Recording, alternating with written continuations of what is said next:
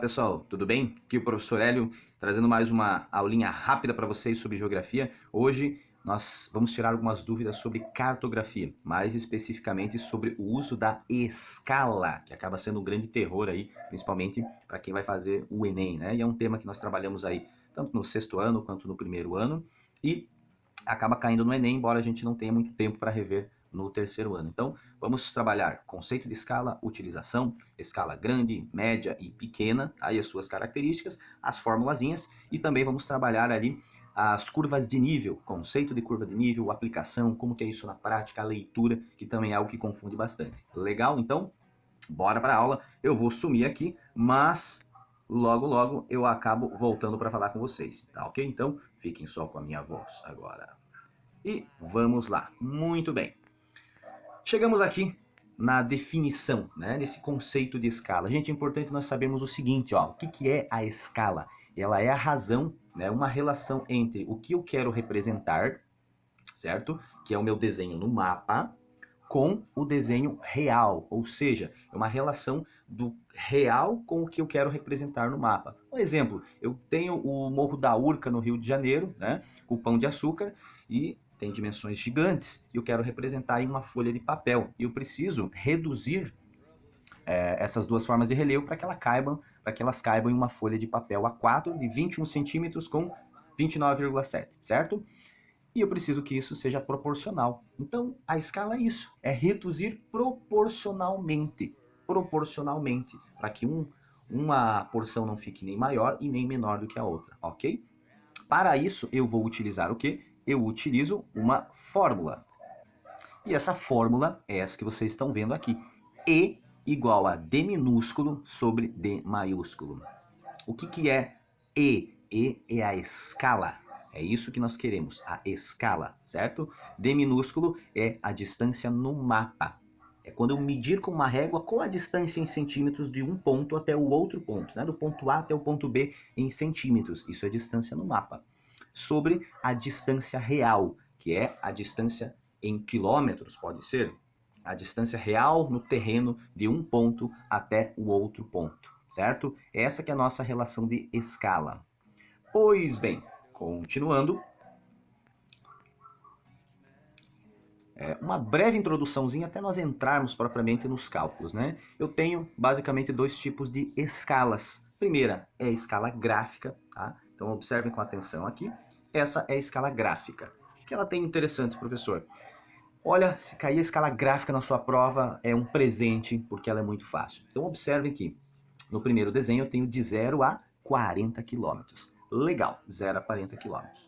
Bom, cada espaço que vocês estão vendo aqui, ó, cada espaçozinho que vocês observam entre um número e outro, ele representa 1 centímetro, certo? Representa 1 centímetro.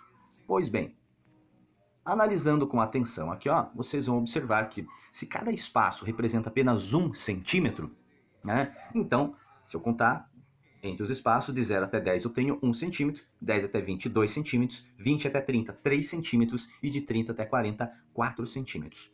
Logo, 4 centímetros são iguais a 40 quilômetros, é o que está aqui em cima, certo? Vocês vão observar.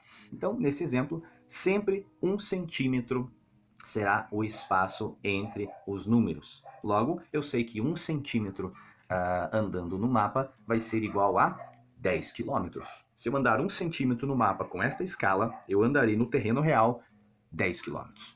Você também pode encontrar da forma que está aqui em cima, tá? Começa com o número 0, depois o número 10 e depois o número 20, tá? Não confundam, porque podem pensar que, professor, nesse exemplo, a escala 1 centímetro equivale a 20 quilômetros. Não. Sempre você vai observar aqui no número 0, o espaço até o 10, eu tenho 1 centímetro. E às vezes isso é proporcional até na prova, né? Então, 1 centímetro entre o 0 e o 10 e 1 centímetro entre o 10 e o 20. Logo, eu tenho 2 centímetros. Se cada centímetro vale 10 quilômetros, então são 20 quilômetros, tá? Então, a escala gráfica é bem tranquila. Bom, aí, aqui do outro lado, eu tenho a escala numérica, tá? A escala numérica sempre será representada assim. Número 1, 2 pontos e o quanto que o desenho foi reduzido. No exemplo acima, nós temos aqui uma escala de 1 para 1 milhão. Então 1 milhão de vezes foi reduzido para que coubesse naquele mapa específico, tá? Legal. Aí nós vamos trabalhar a escala grande e a escala pequena, tá? Fiquem tranquilos, nós vamos ver com exemplos. Aqui é só uma introdução. A escala grande seria até 25 mil, então eu leio 1 para 25 mil, ok? E a escala pequena, a partir de 250 mil. Lembrem que vai ser sempre o contrário, tá? Então a escala pequena vai ter o número que segue, o número 1, que é o nosso denominador, vai ser maior, 250 mil. Enquanto a escala grande vai ter o número denominador menor. 25 mil é menor do que 250 mil, certo? Vamos ver com exemplos para ficar bem mais tranquilo e bem mais fácil o nosso entendimento, ok? Então aqui o que nós temos que ter na nossa cabeça é a ideia de redução e ampliação, né? Então eu preciso reduzir quantas vezes o desenho real da área de 8 milhões e meio do Brasil para que ele caiba em um mapa de 1 metro por 1,5, por exemplo. Tá? Então essa que é a relação. Quando eu vou ampliar, eu aumento. Quando eu vou reduzir, eu tenho que reduzir sempre na proporção. E é isso que mostra para nós uma escala, certo? Muito bem. Chegamos aqui ó, nos tipos de escala, que eu já adiantei para vocês, tá? Então a escala numérica e a escala gráfica, eu tenho exemplos para que a gente observe. Então você que estava se questionando sobre o denominador da matemática, e vai aparecer agora aqui, ó, tá? Escala numérica, eu vou ler, primeiro exemplo, 1 para 4 milhões. Né?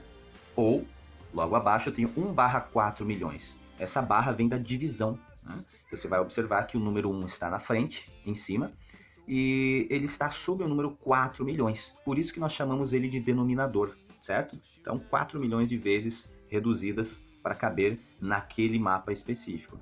E a escala gráfica aqui do ladinho, dando um zoom, tá?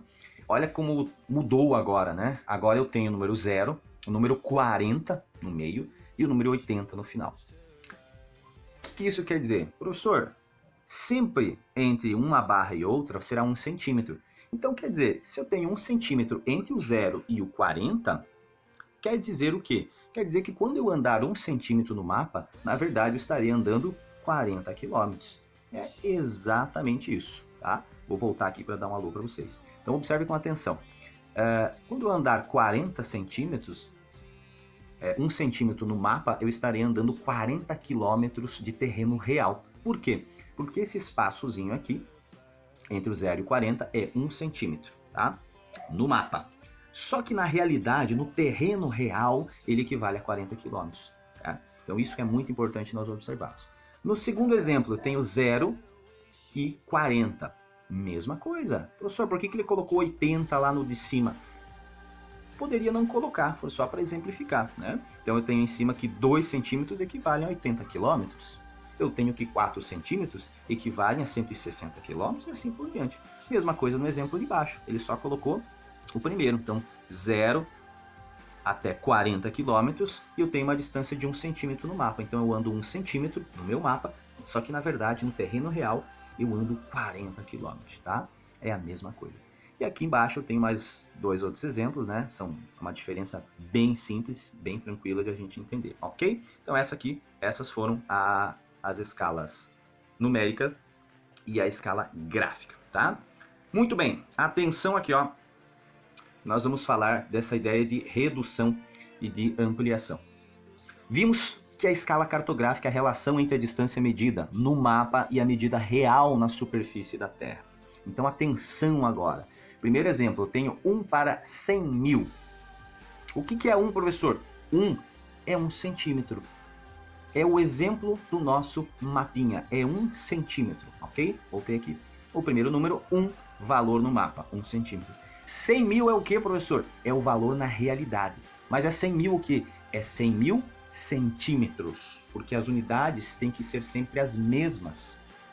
1 centímetro no mapa equivale a 100 mil centímetros reais. Professor, mas eu não vejo as pessoas falarem em distância real de 100 mil centímetros. Elas usam metro e quilômetro. Claro que sim. Agora você vai fazer a conversão. Então, terceiro exemplo embaixo, eu tenho aqui 1 centímetro no mapa equivale a 1 quilômetro. E aqui embaixo eu tenho a representação gráfica dessa escala. Então, olha que interessante. 1 centímetro equivale aí a 1 quilômetro, tá? Nessa escala que vai até 5, né? Mas não esqueça que cada espaço entre números equivale a 1 centímetro, portanto essa é uma escala em que 1 centímetro no mapa equivale a 1 quilômetro real, ok? Fácil, tranquilo, vamos para frente. Bom, agora vem um exemplo para nós entendermos a escala grande e a escala pequena. Olha que legal. Lá em cima eu tenho uma escala de 1 para 25 milhões. 1 para 25 milhões é a escala que mostra o mapa do Brasil, né, com parte da América do Sul. Ok. Você já sabe que o denominador é o número que vem depois do 1, então ele está mostrando que é 25 milhões. E aqui ao lado diz o seguinte: quanto maior o denominador, menor é a escala. Lembrem que vai ser sempre uma relação do contrário: maior o denominador, menor será a escala.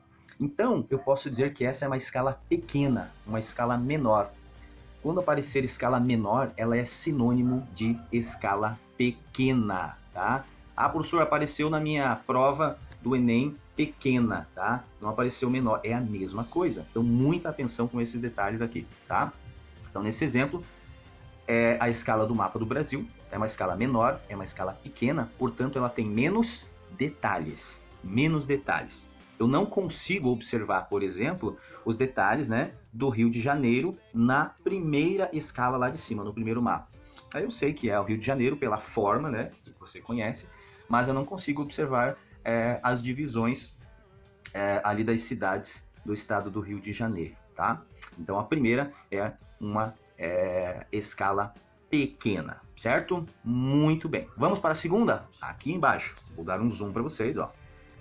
Pegamos este fragmento aqui do Rio de Janeiro e ampliamos. Opa, agora vamos entender como é que ficou isso na prática. Olha só. Agora eu tenho uma escala que é de 1 para 4 milhões.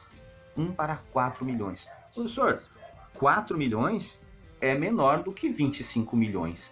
É menor do que 25 milhões, certo? Eu tenho mais detalhes nesse desenho do Rio de Janeiro do que eu tenho no primeiro desenho, onde mostra 25 milhões. Logo, esta aqui é uma escala grande, é uma escala maior. Pensa comigo, se eu tenho detalhes, eu observo vários detalhes, escala grande. Se é uma escala grande, o denominador tem que ser pequeno, certo? Então aqui eu tenho 4 milhões, tá? Então, relembrando, menor o denominador, no caso 4 milhões aqui, ó, a escala é maior ou grande, aonde eu terei mais detalhes. Tranquilo? Fácil demais, né? Vamos para frente, tá? Aqui é o exemplo com os detalhes, mesmo exemplo que nós vimos, tá? Mostrando que numa escala maior, certo? Eu terei uma área menor, tá? Uma área menor, só que eu terei uma maior quantidade de detalhes, tá? Vamos dar um exemplo aqui, numa escala de 1 para 5 mil, né? 5 mil. Eu posso observar cidades, prédios, propriedades rurais, né? Talvez até o esboço de uma vaca, certo? Isso numa maior escala. Em uma menor escala, que seria a escala do mapa do Brasil, que a gente está observando ali, né?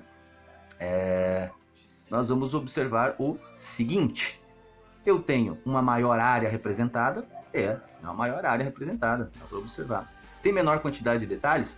Tem, professor, né? Eu não consigo observar com tanta clareza os detalhes ali do estado do Rio de Janeiro, tá? Então são escalas que são utilizadas, escalas pequenas ou menores, são utilizadas para mapas como o mapa mundi, né? O mapa da América do Sul, enfim, esses mapas que abrangem grandes áreas territoriais, tá?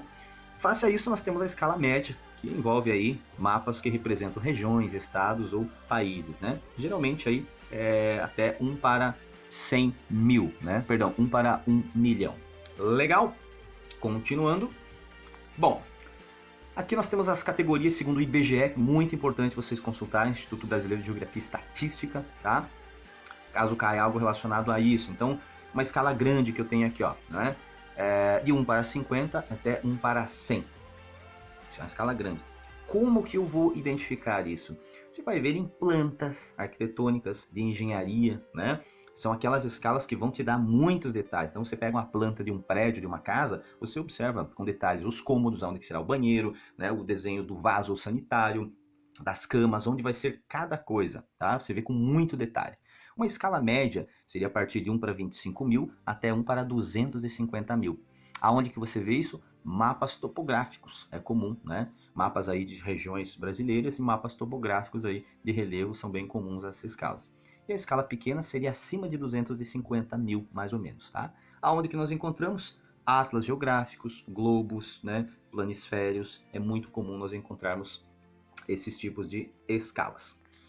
Muito bem, agora vamos ver na prática. Olha só que legal que eu trouxe para vocês aqui. Essa aqui é a cidade de Montijo, né, que fica lá em Portugal, né, na verdade é a área metropolitana de Lisboa, né, Montijo. Professor, por que você trouxe esse mapa? Olha, observe com atenção aqui, ó. Esse exemplo é um exemplo de uma escala grande. Por quê? Porque 1 centímetro equivale a 400 metros. Olha que legal, trouxeram em metros para nós aqui, né? Então eu sei que, ó, uma escala gráfica mostrando aqui embaixo, tá? Abaixo aqui do mapa, né? Ao sul do mapa, né? Sudoeste, na verdade. Você observa que eu tenho 400 metros. Então 1 centímetro é igual a 400 metros, o que torna essa uma escala grande. Cada 1 centímetro que eu caminho no mapa com uma régua ou com o meu dedo equivale a 400 metros reais, certo? Muito bem. Para comparar, nós chegamos aqui na escala de um planisfério, né, do mapa mundi, que é uma escala pequena. Por que é pequena, professor? Olha aqui embaixo, está mostrando uma escala gráfica, né, 0 barra 2.935 e depois 5.870. O que isso quer dizer? Quer dizer que 1 centímetro equivale a 2.935 quilômetros reais no terreno. Cada 1 centímetro que eu ando no mapa, na realidade, eu ando 2.935 quilômetros reais. Se eu andar 2 centímetros, o mapa nos trouxe que é 5.870. E assim eu simplesmente vou multiplicando até eu chegar na distância que eu quero, né? Viram só como é fácil? Escala grande e escala pequena, certo? Escala pequena, grandes áreas. Escala grande, pequenas áreas. Escala pequena, eu tenho menos detalhes. Escala grande, eu tenho mais detalhes. Então é muito fácil, é muito tranquilo, tá? Mais uma vez, para exemplificar, eu trouxe para vocês aqui a escala grande, média e pequena, tá? Nesse exemplo nós temos aqui o mapa mundi, né, abaixo, à direita abaixo. Nós temos o estado de São Paulo acima e temos a cidade de São Paulo à esquerda. Tá? Olha que legal. Uma escala pequena do mapa mundi, né? Eu tenho poucos detalhes. Uma escala média do estado de São Paulo, eu já tenho mais detalhes. É o estado de São Paulo, eu consigo observar os esboços aí das divisões das suas cidades, né? E eu tenho à esquerda a cidade de São Paulo retirada desse fragmento do estado de São Paulo com muito mais detalhes, então que é uma escala grande.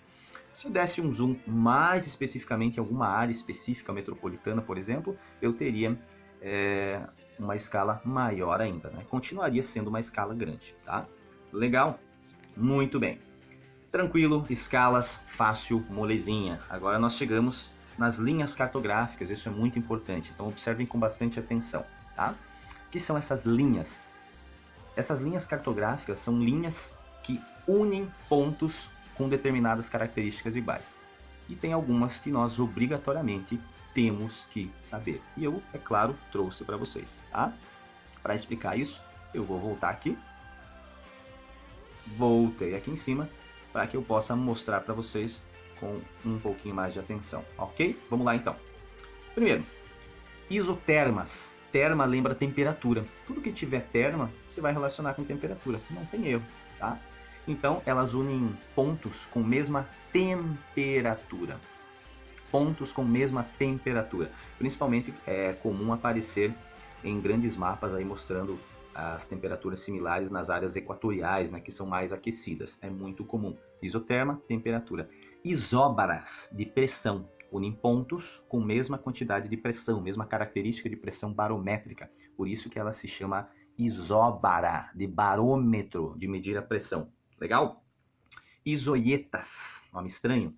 Pluviosidade, chuva, ok? Une pontos com mesma quantidade de pluviosidade. Regularidade e quantidade de chuva. Pluviosidade, isoieta. Isoipsas, que é o que nos interessa por conta da altitude das curvas de nível. Então atenção aqui, ó. Isoipsas são linhas que unem pontos com mesma altitude. São essas linhas que nós vamos usar para entender as curvas de nível daqui a pouquinho. E a última são as isóbatas, que são linhas que vão unir mesmos pontos de profundidade, tá? Nós vamos ter uma profundidade de 100, 200 metros e essas linhas, todas as áreas que tiverem a mesma profundidade, elas serão unidas e assim sucessivamente, ok? Vamos ver então, agora nós entramos nas curvas de nível, portanto nós vamos trabalhar com as isoipsas, ok? Vamos lá então, vamos pegar o conceito. O que são essas curvas de nível? Tá? São linhas que ligam a nossa superfície do terreno, tá? Que tem a mesma altitude, ok? Mesma altitude. Qual é a função dessas linhas, professor? Para que nós possamos confeccionar aí os mapas topográficos, né? Para entender qual a diferença de altitude entre uma parte do terreno e outra. Ah, professor, mas isso é aplicável ou é só teoria? Claro que sim, isso é aplicável na área da mineração, na área da agricultura, né? Você que é produtor rural, por exemplo, precisa entender qual que é a declividade do seu terreno para definir aonde você pode plantar determinados produtos, que será melhor, a parte de irrigação, tratamento do solo, né? É extremamente importante, tá? Então, olha que legal. Bom, se você observar aqui, ó, eu tenho algumas linhas, né? Nesse primeiro momento parece um pouquinho confuso, mas eu quero que você se atente a cada uma delas. Cada uma dessas linhas tem um desenho em preto do lado, que é a representação do relevo real, tá? Cada uma delas representa, então, um relevo real. Lembre o seguinte, quando você vê esse aglomerado de linhas, imagine que você está olhando de cima.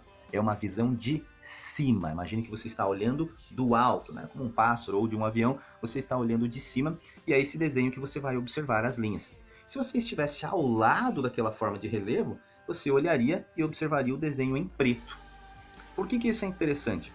Porque esses desenhos vão mostrar para nós as diferenças de altitude, aonde é mais íngreme, aonde é menos íngreme, tá? Somente a partir de um desenho. Isso é extremamente importante e é bem recorrente de cair no Enem, ok? Então vamos aprofundar um pouquinho mais aqui, ó. Legal? Vamos lá. Professor, o que você trouxe para nós aqui? O seguinte, esse exemplo eu tenho as curvas de nível aqui das formas de relevo do Rio de Janeiro, né? Eu tenho o Morro Cara de Cão, eu tenho o Morro da Urca e tenho o Pão de Açúcar, ok? Como é que vai funcionar isso? Olha só que legal, vou dar um zoom, tá? A visão de cima que eu tenho é essa aqui, ok? É essa visão que eu estou observando aqui, ó. E ela sempre vai trazer números para mim. O que são esses números, professor? São as faixas de altitude. Então, eu vou transpor o desenho aqui para cima, tá? E isso vai me dar alguns números. Sempre ao lado direito, quando aparecer esse gráfico, eu terei uma variação de 0 até a altitude máxima, né? O próximo da altitude máxima, para que eu tenha uma referência. Se você observar, né, você verá que o Pão de Açúcar, que tem o seu cume aqui em laranja, ele ultrapassa os 350 metros, né? Você pesquisar no Google verá que ele tem, na verdade, 396 metros aí, de altitude, tá? Logo mais abaixo, pegamos aqui o Morro da Urca, né? Você vai observar que ele ultrapassa a linha de 200 metros. Também você vai pesquisar e ver que ele tem 220 metros aí de altitude, certo? Então, com a transposição aqui da vista aérea das curvas de nível, nós conseguimos chegar aos resultados ali das respectivas altitudes, tá? E é por isso que é importante aí o estudo das curvas de nível, para que nós tenhamos aí informações mais claras e precisas. Bem tranquilo também, tá? Outra questão muito importante para nós analisarmos, agora eu vou voltar nos desenhos anteriores, é o seguinte, é sobre íngreme. Olha que legal.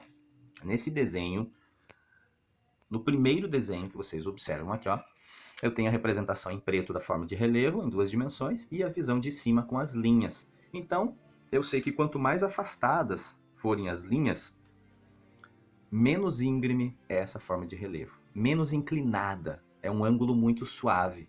Agora, quando as linhas estiverem muito próximas, como nesse exemplo aqui do lado esquerdo, eu sei que é muito íngreme. E a gente observa que na realidade é muito próximo de 90 graus, né? Então, linhas afastadas, menos íngreme. Linhas próximas, mais íngreme. Professor, mas na minha prova apareceu 2 desenhos assim. Pois é. Dois desenhos vão representar duas formas de relevo. Quanto mais linhas tiver, mais alta será em altitude. Maior será a altitude quanto mais linhas. Quanto menos linhas, menor será a altitude. Muito fácil, muito tranquilo, tá? Aqui eu trouxe para vocês o desenho real também, né? Morro Cara de Cão, aqui à esquerda, o mais alto deles, que é o Pão de Açúcar, e o Morro da Urca, aqui ao ladinho, que está sendo representado, né? Muito legal, ok? Vamos lá então para os nossos exercícios de fixação. Trouxe 3 questões para vocês aqui da UFPR, bem legais para a gente resolver. Primeira delas, tá? Considere a figura a seguir, que representa esquematicamente uma região da superfície terrestre por meio de curvas de nível, e observe onde estão situadas as localidades X e Y. Vamos lá, trouxe 2 linhas para nós, né? 2 letras, X e Y. Primeira coisa que eu vou observar é a diferença em altitude. A máxima eu já encontrei, é 1000, então eu sei que onde tem 1000 é a parte mais alta, e onde tem o menor número é a parte mais baixa, 500, tá? Muito bem.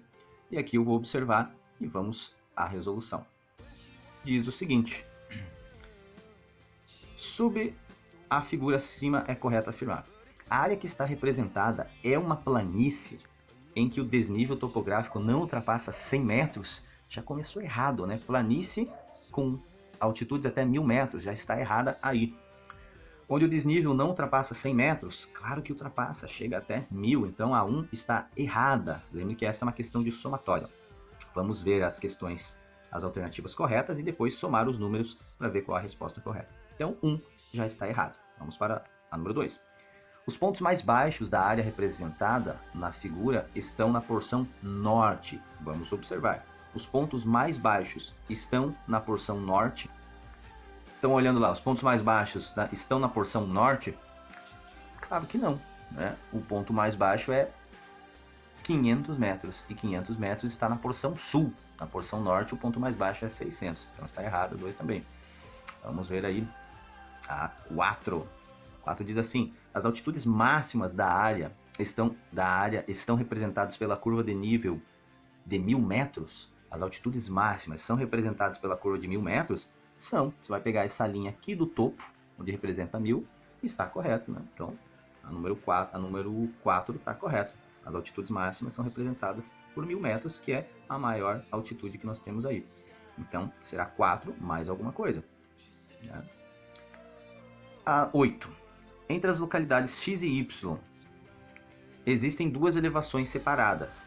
Entre X e Y tem 2 elevações separadas? Tem, está correto. Muito bem, vamos continuar, ver se não tem mais nenhum erro.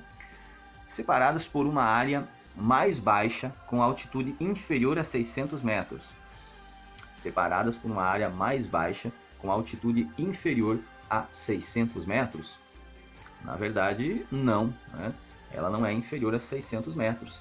Ela está na faixa de 700 metros. Então, está errada a 8, porque não é inferior a 600 metros, tá? Vamos para 16.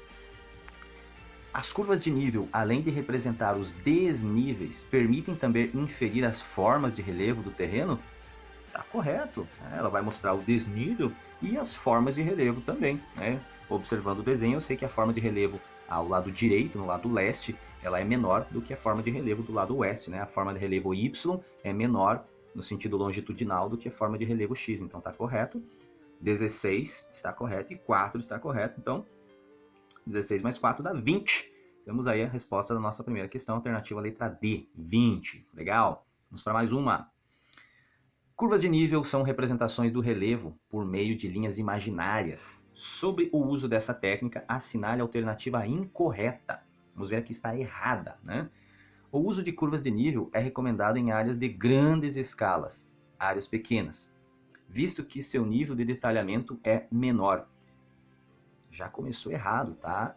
Super errado, né? É porque o nível de detalhamento é maior. Então já achamos de cara a errada. Vamos ver as outras. Quanto mais afastadas, menor é a declividade. Tá certo? A inclinação em relação à linha horizontal do terreno? Sim, quanto mais afastadas as linhas, né, menor é a nossa declividade. Então está correto. Letra C. Quanto mais próximas, maior é a declividade? Correto. Mais próximas, maior declividade. D. Todos os pontos localizados sobre uma mesma linha apresentam a mesma altitude? Perfeito. Os pontos sobre a mesma linha têm obrigatoriamente a mesma altitude. E letra E. As curvas de nível caracterizam-se por serem paralelas e por quase não se cruzarem. Perfeito, né? Quase não se cruzarem, né? Mas que eu tenha altitudes muito próximas, elas são representadas por linhas distintas, então a alternativa incorreta é a letra A. Vamos aí para número 3, para finalizar. Com relação ao procedimento para a representação de um terreno por meio de curvas de nível, tá? Sua correta compreensão e suas recomendações normativas, assinale a alternativa correta. Vamos ver a correta neste caso, tá? Duas curvas de nível não podem cruzar-se. Tá correto. Já achamos de cara. Não podem cruzar-se, né? Tá correto. Vamos ver as outras aí se não tem uma pegadinha. Quanto mais próximas as curvas de nível de um terreno, menor é a declividade. Não, maior é a declividade. Tá errado aí. Letra C. Curvas afastadas representam terrenos muito acidentados. Não, também está errado. Curvas afastadas representam menor declividade, né? D. Os pontos de início e término de uma curva de nível podem ser diferentes. Errado também. Os pontos de início e término, né, de uma curva tem que estar no mesmo nível. Então está errado, né? Letra E. Elevações são superfícies em que as curvas de nível de maior valor envolvem as de menor valor. Essa alternativa é muito capciosa, então preste bastante atenção. Está dizendo que as curvas de nível são elevações da superfície em que as curvas de nível de maior valor eu vou entender maior altitude, tá? Elas envolvem as de menor valor. Vamos dar um zoom nesse desenho aqui em cima. Na verdade é o contrário. Se você observar, a curva de nível de maior valor, nesse exemplo, é a 60. Então ela não envolve a de menor valor, que é a 40. Ela está acima dela, então ela é envolvida por ela. Então ela não envolve, tá? Ela está num nível acima. Questãozinha bem capciosa essa, tá? Então, finalizando aqui, ó, chegamos à alternativa correta, que é a letra A, né? Duas curvas de nível não podem cruzar-se, tá? Até você observa aqui, ó, nesse exemplo, fica muito claro que as curvas, elas não se cruzam. Elas têm diversos formatos, né? Até irregulares, para representar as diferenças de altitude e de relevo. No entanto, elas não se cruzam, tá? Com isso, nós finalizamos aqui a resolução dessas três questõezinhas, certo? E a aula que nós tivemos aqui sobre as escalas cartográficas e também sobre as curvas de nível e as linhas de controle que nós temos aqui da altitude, da pressão e tudo mais. Finalizamos essa aula com vocês, tá bom? Pessoal, muito obrigado pela atenção, tá? Bons estudos para todos, um grande abraço e até a próxima.